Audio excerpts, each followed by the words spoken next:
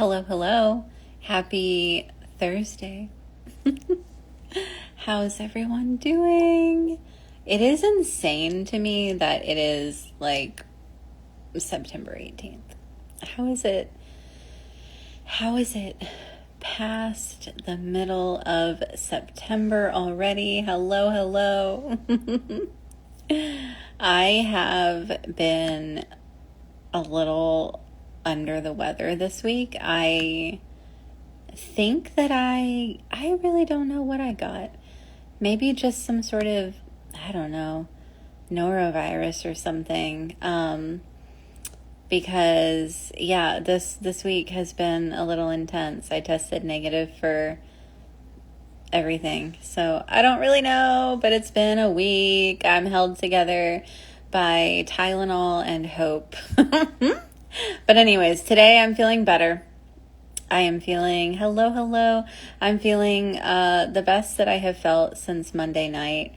And I wanted to hop on and read a spooky story because I love doing these and being here chatting with you all. So, it's, let's see here. This article I have is from the April 16th, 1925 edition of the Telegraph Courier. And the title is so wild to me. The title is "A Ghost Could Have a Wonderful Time with a Radio." A ghost could have a wonderful time with a radio. Subtitled, "There is no record to date of a ghostly broadcast, although automobiles have been put to good use by wandering spirits." Now remember, this is 1925, but I love this title already. When I saw it, I was like, immediately, yes. When I saw the title, I was immediately sold. A ghost could have a wonderful time with a radio. The best title, perhaps, of any of these articles that I have ever read to you. The best title of any article that I've personally read. Okay, let's get into it. The illustrations on this one are so funny too. There's like a Grim Reaper like on one side and then like a guy with like a radio on the other. Look, anyways. It's pretty funny. I will also apologize for being, if I'm a little more rambly than usual, or just not as fluid with my reading. Apologies. I think I still, like I said, I'm doing better than I have since Monday night. I don't know what I got with. I'll take a picture of it. And post it.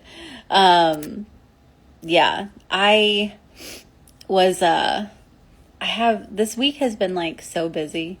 Just to tell like a little bit of a funny story. This week has been so busy. Not that there's ever like a convenient time to get sick, right?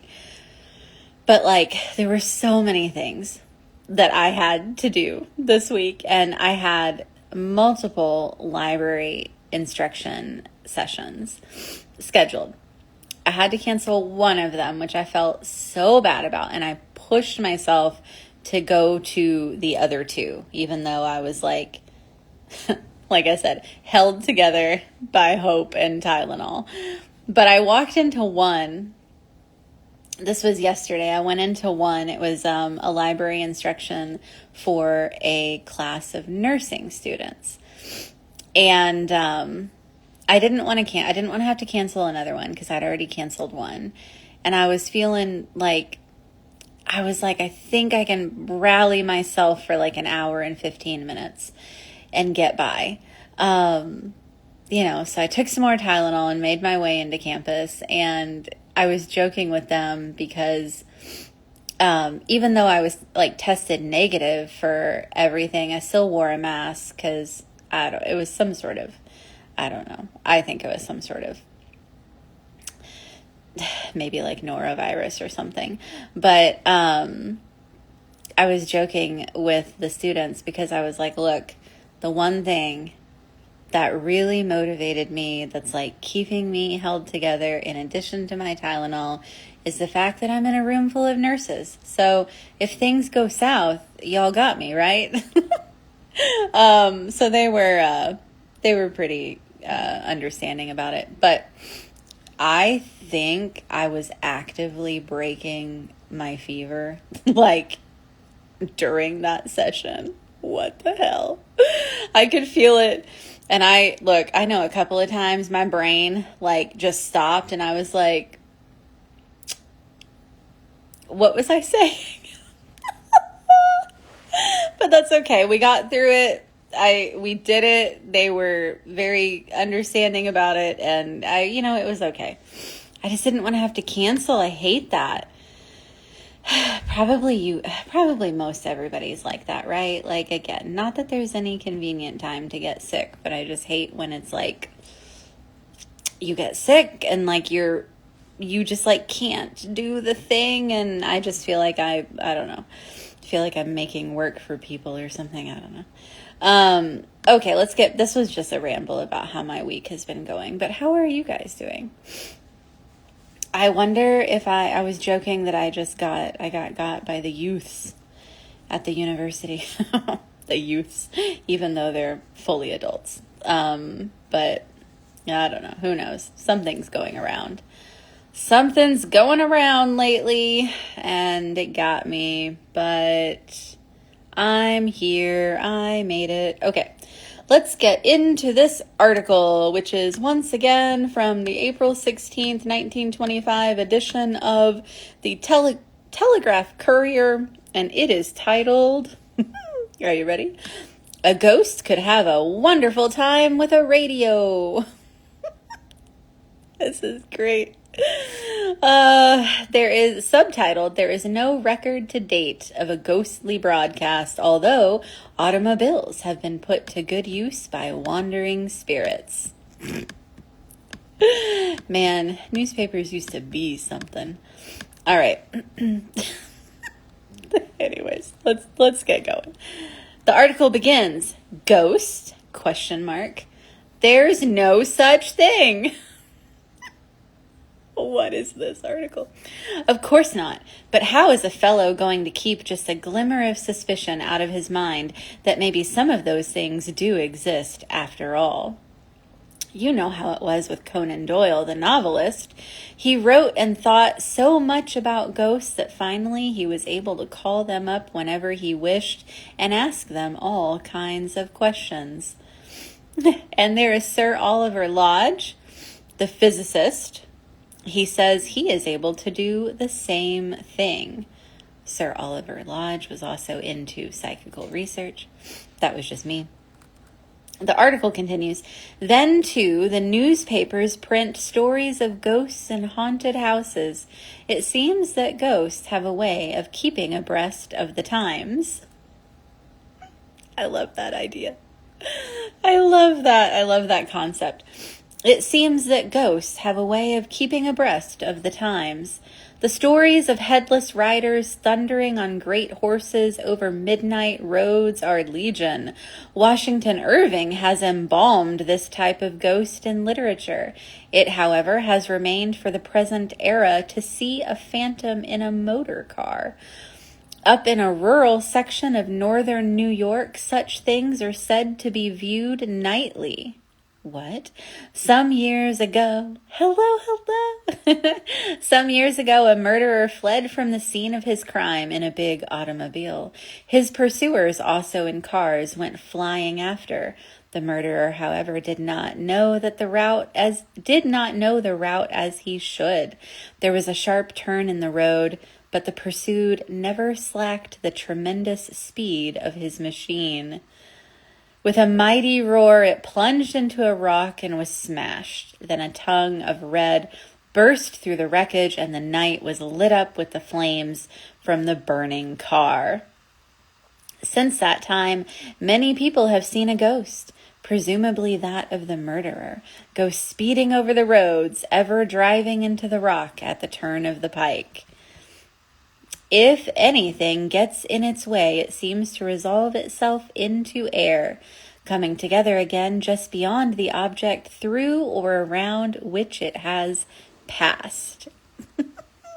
What? 3 ghosties. I love it. Why not the radio? The subtitle. I love the subtitles.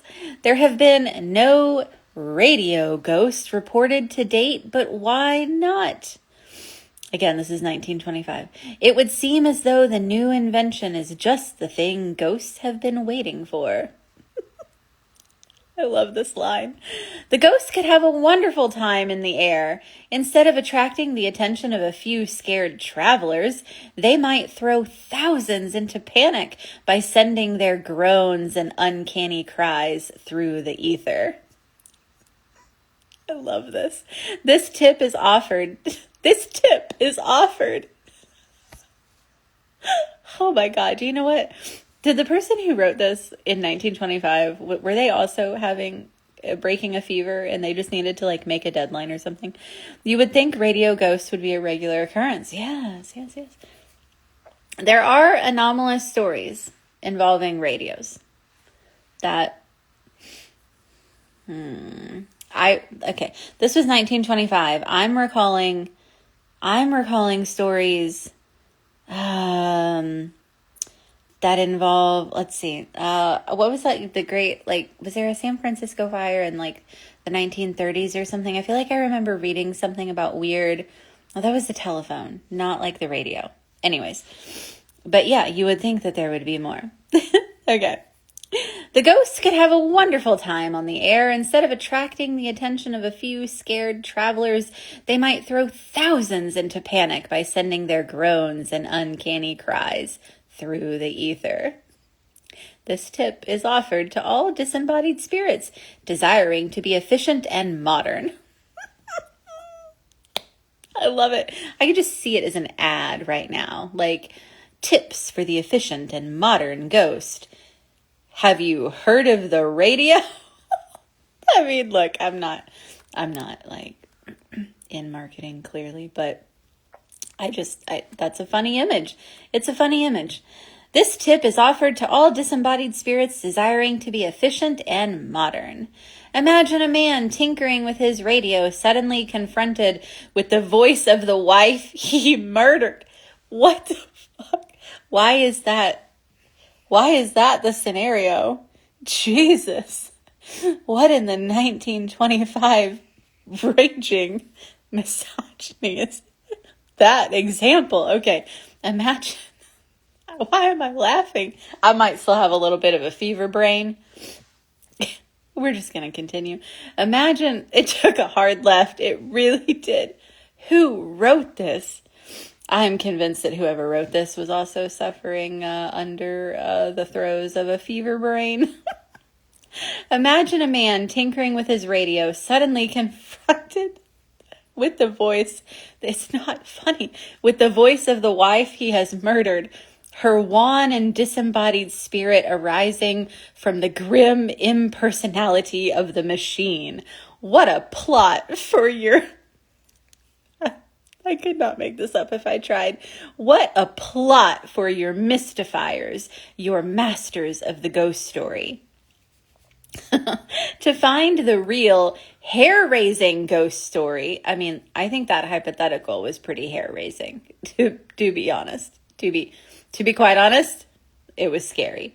And the subtext, the subtext with which the author chose that context is the real ghost story here. Okay, let's just acknowledge that. To find the real hair-raising ghost stories, go to the rural sections, especially to the wooded, hilly sections with their great stretches of lonely country. Here we go. Now we're gonna get some examples of these ghost stories. All right. To find the real hair-raising ghost stories, go to the rural sections, especially to the wooded, hilly sections with their great stretches of lonely country. Also, sounds like a great place to vacation. especially in the fall. Just saying. Years ago, long before the coming of the automobile, and while the country was still young, peddlers used to sell goods to the isolated farmhouses distributed over the countryside. They were a wide, wandering body of men, often mysterious and unknown, and carried their goods along with their wealth in wagons. About 8 o'clock one night, I'm just envisioning that, like, it's a very old, perhaps embedded experience to have someone be like, we've been trying to reach you about your car's extended warranty. Although this version, it's like, I don't know, we've been trying to reach you about the latest assortment of, I don't know, elixirs and potions. About 8 o'clock one night, one of these peddlers left town carrying a large sum of money with him, and he grew more and more nervous as he went deeper and deeper into the thick and lonely woods. I mean, if I have a large sum of money on me, I also get nervous, but I get nervous that I'm going to recklessly spend it, like on, I don't know, books, tacos, skincare. Okay, let's continue. Once he was on the point of turning his wagon around and returning to the... Once he was on the point of returning his wagon around and returning to the comfortable tavern which he had just left. Hello, Marley. Tacos, tacos. Suddenly, a small band of men burst from the cover of a thicket. They robbed the peddler, killed him, and buried his body in a shallow grave by the side of the road. That's scary. Books, tacos, and skincare. It's like, all right. Thank you for recognizing this. They robbed the peddler, killed him, and buried his body in a shallow grave by the side of the road. At the head of the peddler's resting place is 2 trees, and at the foot 2 more. The spirit of the murdered man has never attained peace and quiet, for dozens of travelers have seen a phantom figure in white flitting over the grave between the trees, which to this day have never been cut down. Whoa. One night, a violinist saw the phantom figure. Emily, yay. Okay, look. Okay. Oh, I know. Maybe now I don't feel so bad. One night, a violinist saw the phantom figure, which beckoned to him to draw near. But the man, remembering that it was 2 o'clock in the morning, rushed away, his face blanched with terror and fear. Good call. At another time, a farmer and his wife, returning from an evangelistic meeting, this is 1925, saw the same thing. The horses turned their faces towards the spirit in white, and the trembling man had to use all his strength to force them on away from the terrifying figure. I know. Were they playing the violin at the time? It doesn't tell us. I want to know more about this violinist. Actually, I'm glad that you made that comment, because what was the violinist doing out at 2 o'clock in the morning? Why did they have their violin, or are they just telling us like, oh, this person who happened to be a violinist was just like walking through? I mean, I want to know. I want to know more about the violinist. These are the details. These are the real details in the ghost stories that like we need, right? We're like, okay, ghost, right? Murdered, unavenged ghost. Okay, we get it. Tell us more about the violinist. Yes. Kristen, troubadour. I love it. At still another time, on a cold winter night when the boughs of the trees were cracking and slapping with the might of a gale, 4 men passed that way in a sleigh. The ghost, clothed in its customary white, appeared by the side...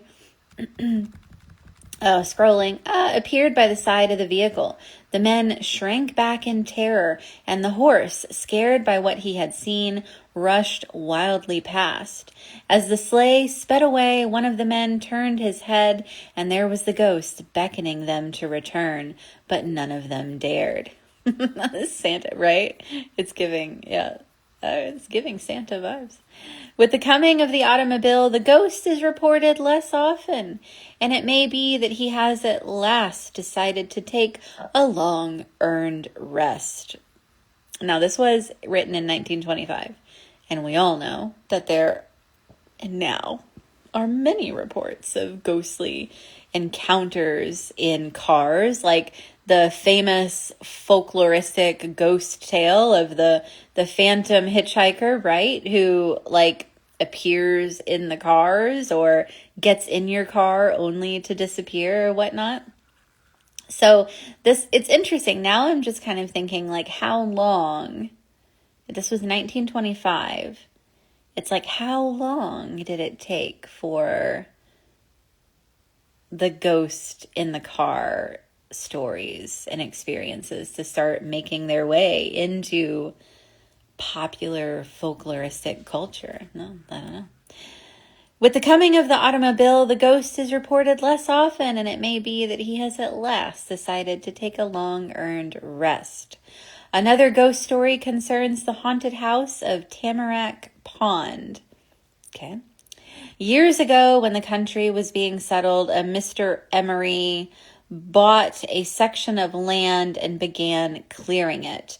In the newly erected house dwelt the owner, his wife, and 2 daughters, 14 and 18 years old. After a while, Mr. Emery decided they needed help in clearing away the forest, so he built another house upon Tamarack Pond, so named by the great numbers of tamarack firs that lined the hillsides forming the shore. Here moved a Mr. Ames and his wife, I guess in the new house. In a little while, a young girl came to live with them. She was the same age as the eldest Emery girl, and the 2 became friends. Miss Emery often visited her friend, and on more than one occasion noticed that a distinct coolness had arisen between the girl and Mrs. Ames. A little later, the girl disappeared and was never seen again. Mr. Emery made inquiries, as did other neighbors, but no satisfactory answer was received. Everyone said murder had been committed. What? Why did they jump to that conclusion? Why did they not just think like, I don't know, maybe she just went home. Maybe she just didn't like working there. But, okay. Everyone said murder had been committed, which theory received further confirmation when the Ameses suddenly departed in the middle of the night and were never seen again. What? I mean, I don't know. People began to whisper strange things about the house on the shore of Tamarack Pond. Marley, 'twas murder. Yes, I think so. One night, Mr. Emery, returning home from a neighbor's, passed the vacant dwelling. Imagine his astonishment when he saw a dim light moving about in the house. There was no one living therein.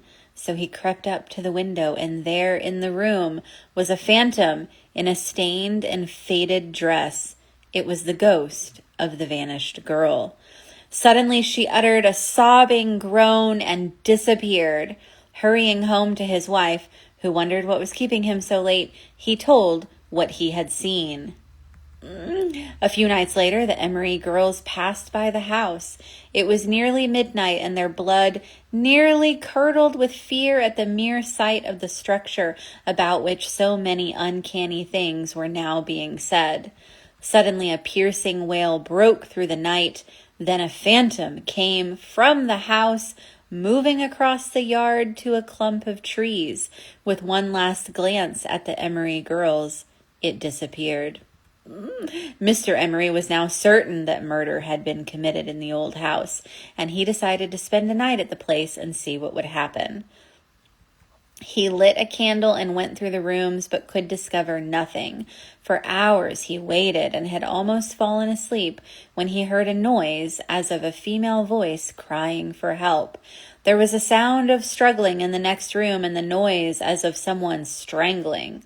Ooh. He opened the door, and there was the spirit of the girl with her arms stretched out as if imploring for help. Suddenly the figure moved into another room and then into the garden. Looking through the window, he saw the ghost move to the clump of trees and vanish into thin air. Mr. Emery, terrified with fear, dared not go from the house until morning. Then he sought neighbors, and they dug into the ground beside the clump of trees, and soon they came upon a box containing the murdered body of the young girl. Had Mrs. Ames strangled the girl, fearing that she was about to lose the love of her husband? Jesus. In all that, let me scroll. In all that countryside, there is none who believed anything else. Wild. Many of the ghost stories current in the rural parts, we need to know what happened to, did Mrs. Ames do it? What? That's just where the story ends. Many of the ghost stories current in the rural parts have been handed down throughout the generations. One of these old tales concerns two brothers who many years ago settled in new country and started to cut lumber. Yeah, Marley, absolutely for real. Jealousy at its finest. In a short time, their business had grown so large they had to hire a helper. They built a house and settled with a hired man and his wife therein. Again, their business grew and they were forced to engage another helper. They secured board for this man and the family of him whom they had hired first. Months rolled on. The man hired last was extremely efficient and was often sought by other lumbermen when they wanted a raft floated down the river. Then suddenly he disappeared. People began to make inquiries, but no satisfaction could be had of those with whom he had boarded. Had the man been slain out of jealousy? Had he become familiar with the woman of the family in which he was boarding? People began to grow suspicious, and just as an investigation was about to take place, the couple fled the country. What? The affair faded from the minds of everyone, and another family rented the cottage. For a while, everything ran smoothly on. Then one night, something rustled in an adjoining room. A ghastly phantom appeared by the door of the bedroom in which the couple was sleeping. The husband arose in terror, but the spirit disappeared by the kitchen door. The next day, the family moved away, and little was discussed throughout the length and breadth of the countryside but the ghost in the haunted house. Then a man swore that ghosts did not exist, save in the imagination of the superstitious, and volunteered to spend a night in the house. For hours he waited, saying that nothing would happen. Suddenly there was a sound of a tremendous struggle in the adjoining room. A door opened and a ghost, bleeding from a stab in the neck, rushed past. What? The next night the man got a friend to stay with him. He said nothing of the reason. That's brutal. The next night the man got a friend to stay with him. He said nothing of the reason for desiring a companion. I think this person is not really friends with this guy. Why would you do that? Why would you not warn your friend, hey, sometime around midnight, maybe 1:00, we might see a ghost with a gushing stab wound go rushing past. Okay. So take that into consideration if you want to come join me for the night, right? What is going on? Jesus. I don't think I would be friends with this person for much longer. I'm just saying. The actual spooky thing in this section of the story is this person's really warped sense of friendship, okay? The next night, the man got a friend to stay with him. He said nothing of the reason for desiring a companion.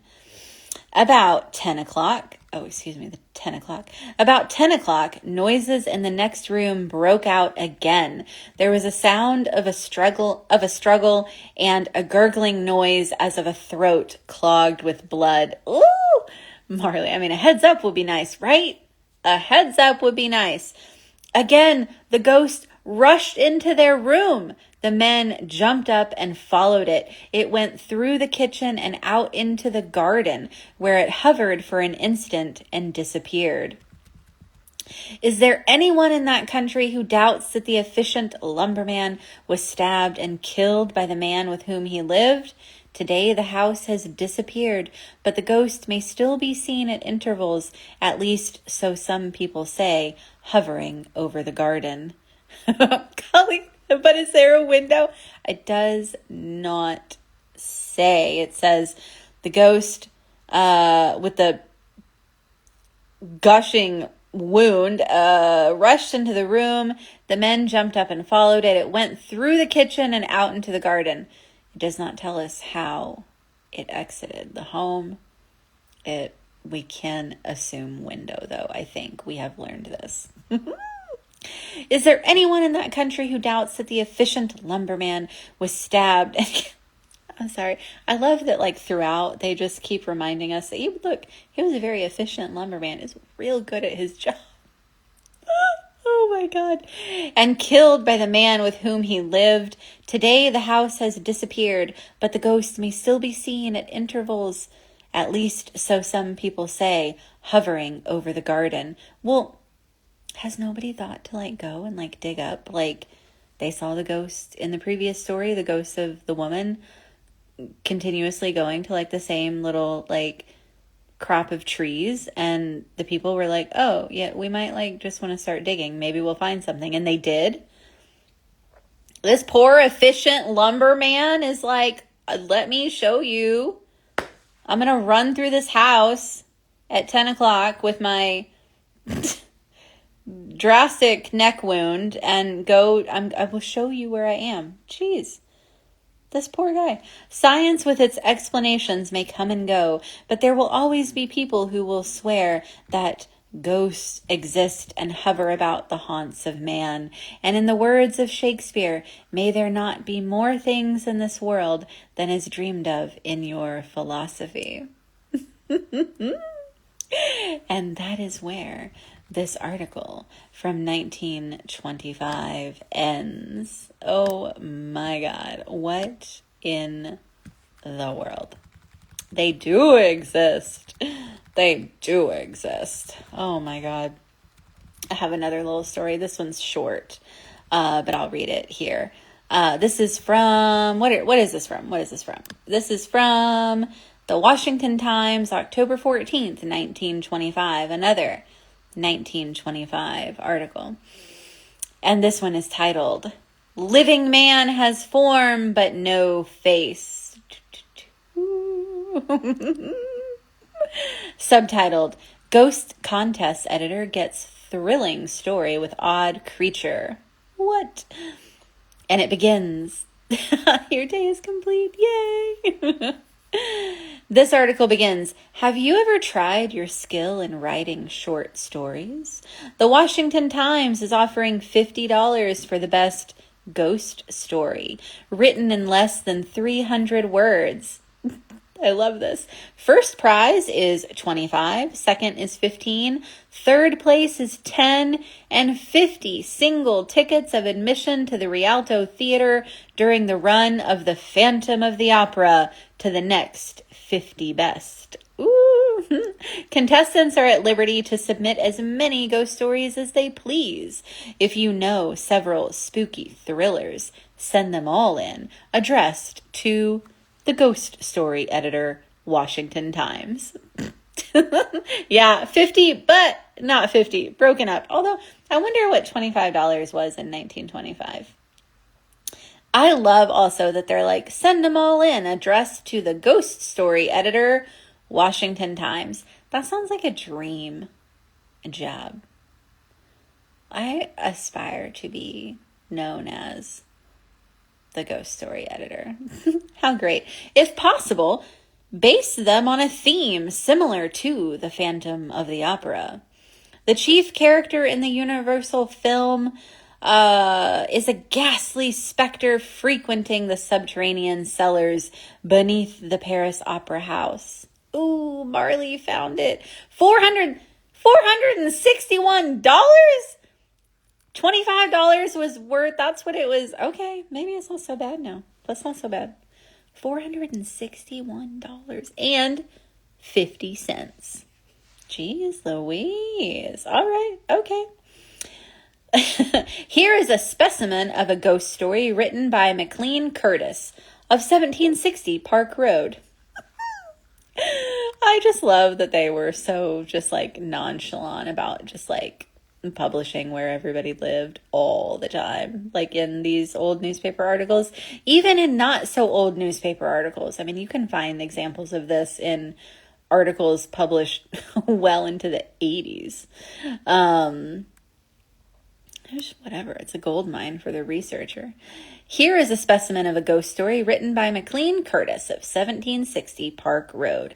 Publication of this story does not mean that it's a prize winner, but it is printed to give you an idea of what a ghost story is like.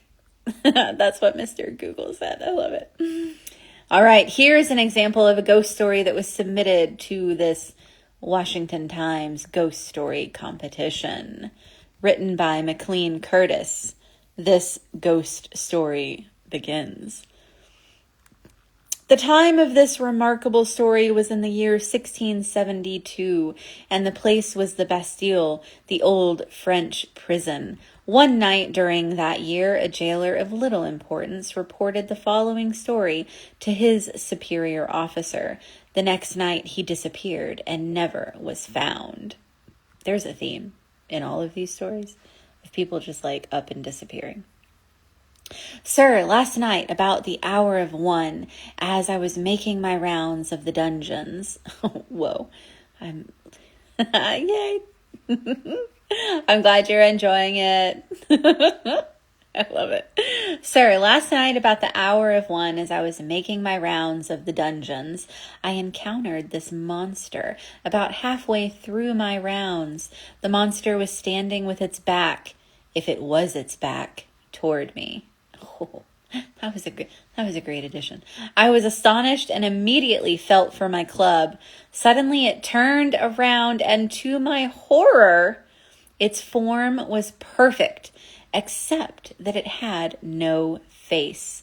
Instead, there was but a smooth, white-colored something resembling a board. A board? What the hell? It had no eyes, nor nose, nor mouth. Its form seemed to quiver as it emitted a piercing scream and sprang toward me. I fainted. Look, I probably would too. I fainted, and when I aroused, it was morning. And then I came hurriedly to you. After a few questions, the superior officer learned that the thing was about 6 feet tall and wore a blood-red cloak. The jailer who related the story departed, and the next night disappeared entirely. A later search revealed a room in which there were many instruments of torture. Beyond this, the searchers found nothing. It still remains a perplexing mystery. Perhaps you remember a ghost story just as good as this or better. If you do, write it out and ship it in. And that is that article. I told you it was shorter. Anyways, I love that. That was an article about a ghost story competition in which you could win, thanks to Marley, you could win $461.50 if your story took first place. Goodness. I hope you enjoyed these stories. The first one here from April 16th, 1925, from the Telegraph Courier, titled, "A Ghost Could Have a Wonderful Time with a Radio." I love it. And then the second one, which is a short entry advertising a ghost story contest. I love it. We should bring back the ghost story contest, right? This is great. I love it. There's probably people who still have ghost story contests out there, right? I mean, there's definitely writing contests, but anyways. Hope you enjoyed this one. Both of these were from 1925. I found them using Chronicling America, Historic American Newspapers database that all of you have heard me talk about before, but I just love this database for finding the weirdest little things. Yeah, so take a look at it. It's freely and openly available. There's lots of weird stuff. The illustrations are amazing. And I don't know. We had stories about disappearing people who were found murdered later. I'm still troubled by nobody digging into the garden to find the bones. Probably, I'm guessing they would have found the bones of that poor but efficient lumberman who was murdered. And also, I still think it was real. I still think it was real shifty that friend was like, "Hey, I'm staying at this place, and you want to come over and hang out and like stay the night," and didn't tell the friend that like at some point there will probably be a bloody ghost running through the room. I don't think those people stayed friends for much longer afterwards. So RIP also to their friendship. RIP to the efficient lumberman, and RIP to that friendship. Yeah. It's extra sad that he's dead because he was, I know, right? I mean, I know. It kind of sounds like everybody liked him. Why did they just keep describing him like over and over as the efficient lumberman? I don't know. Oh, goodness gracious. Anyways, thanks for being here. I hope y'all are doing okay. I hope you're having a good September. It's insane to me that it is September 18th. How did that happen? When did that happen? I don't know. Why did I say happen like that? I also heard in a little bit of an update, I heard that from my editor that the book is anticipated to go into the production process in the next 2 to 3 weeks. That was, I think, last week that I heard. So I think that means that's when I will be able to start working on getting an index and doing all those final little processes before it's out. So, but I still don't know when it's going to be out. It is almost the end of the year. It's insane. Thank you, Marley. I also am I'll post about these, but I'm doing a couple of events, October 29th for people who are local, but I'm also thinking of streaming it for people who aren't. October 29th at the Jeffersonville Public Library, I'm going to be doing an author talk, and I'm going to be sharing a couple of readings, a couple of entries from the book, from the Haunted Libraries Around the World book, which is so insane. Ooh, it still does not feel real. So if you're in the area, it's just at the public library, so I mean it's free. But I'm also thinking of streaming it because why not? For people who can't, make it. And then I have not finalized it, but I'm so excited. I think I'm going to also get to so the Jeffersonville Library is featured in my book. So that's exciting. And I think I'm also going to get to go, I don't want to say, I think I'm also going to get to go to, do an author talk at another library that is featured in the book. They submitted a story, and they just got back to me today to say that they were interested in hosting a program, and they were like, we will also do an after hours paranormal investigation with you. And I was like, are you kidding me? That is so freaking amazing. So I really, really want to do yay, Emily, thank you. I think I'm going to stream it. Yeah, I'm going to stream it. And I really want to I'm really trying to like boost like doing more like public library talks, especially at libraries who have submitted entries. Yeah, so that's exciting. And I'll keep y'all posted about that. But I don't have any news yet about when it's going to be out. But I suspect it'll be out. I don't know.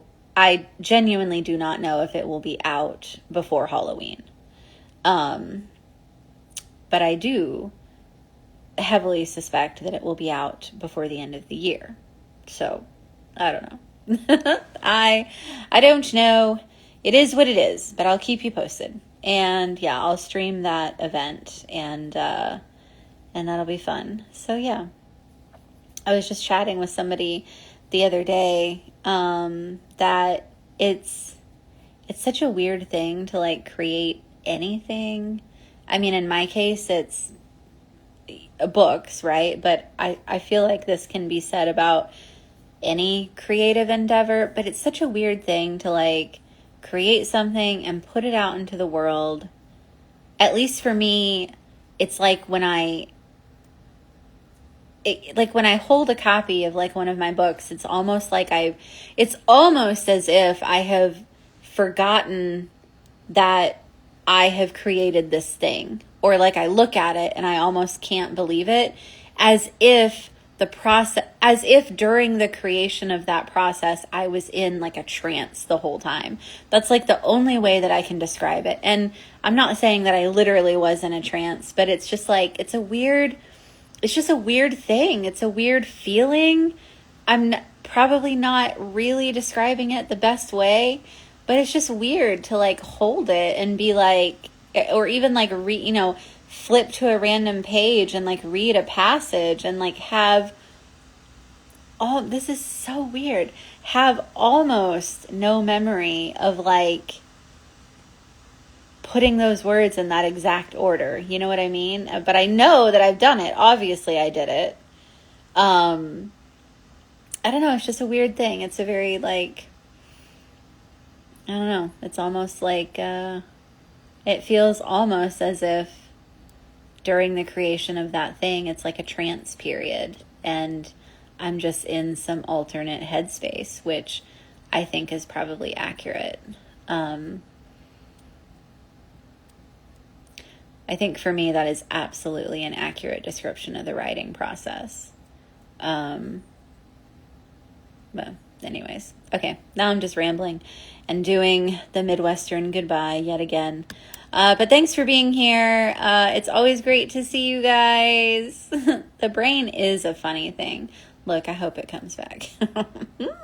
I mean, like, if I really sort of like, dig down and like try to recall, like I do recall and I do remember like what the writing process is like and how I felt and everything, but it's also part of why I try to take pictures of my writing spaces as I'm in the writing zone and in active writing. I take pictures. I take regular pictures from the beginning, middle, and end of like my various writing setups and writing locations, because I know that it feels afterwards, it feels as if I am coming out of this trance and I forget a little bit, but I have these pictures, to kind of remember and recall. And also too, because there's always a little bit of nostalgia after. It's a weird, I miss it. Like, even though it's an intense thing, and again, I'll broaden this to like any creative activity. Even though it's an intense thing, there's always a part of me that misses it when it's done. And when it's, finally sent off to I don't know. There's a part of me that's a little sad about that. But I'm happy that it's going to be out there. And two things can be true at once, right? Okay. Thanks for being here. Thanks for listening to these weird stories from 1925. I hope y'all are doing okay. I hope you get lots of sleep. And I will catch you next time. Bye.